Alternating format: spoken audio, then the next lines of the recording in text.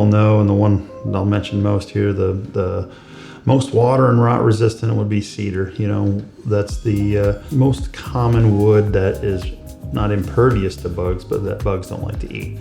And that's why used to be a lot of cedar decks until in the last few years, cedar went way up in price, which made composite decking more affordable.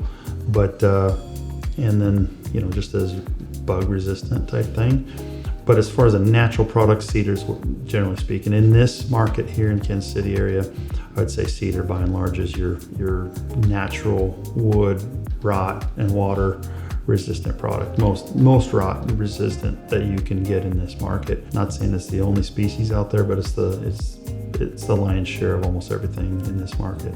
Other than that, you're going to a treated product. So you can use other species like a pine, but they will treat it. They will treat it with a chemical so that it's more impervious to water and bugs. So that's it, but it's a treated product. It's not a natural wood like cedar is. Cedar you don't treat, you don't put chemicals into it. It's naturally resistant with the resins and so forth inside the wood, but the bugs don't like to eat. On a deck, no.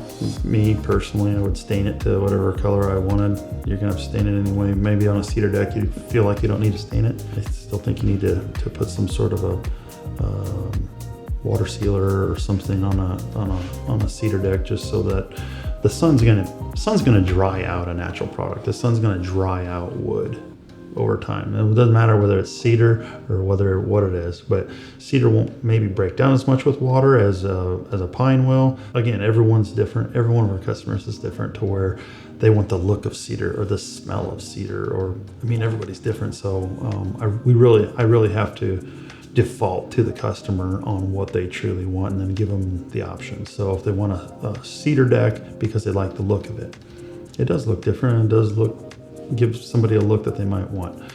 If they're not interested in the look and they just want a wood deck, I would say don't do cedar because it's more expensive than a pressure treated deck if you want a true wood product. And then you can stain that pressure treated deck to whatever you want. You can make it look like cedar. Then I would compare against the composite side as well to be able to, if you're really interested in water and rot resistance and don't care if it's, you know, cedar, pressure treated, or composite. I would look at all three of those and kind of look at the longevity and the maintenance history needed for them and stuff like that, and see where you fit, and look at all the different price ranges and see where you want to go.